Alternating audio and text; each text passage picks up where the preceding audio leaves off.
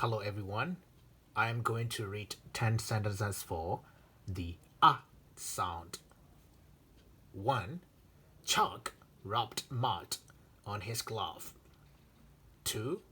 The button on the cuff is stuck. 3. He hung the gun under the cupboard. 4. Sunday was fun, but Monday was rough. 5. My son must study before he does fun stuff. 6. The dumb monkey rushed to pluck the duck. 7. Money is much better than luck or love. 8. I must rush and run to the club. 9. My ugly uncle brought gum, fudge, and muffins. 10. It's tons of fun to cut a rug. Thank you so much for listening.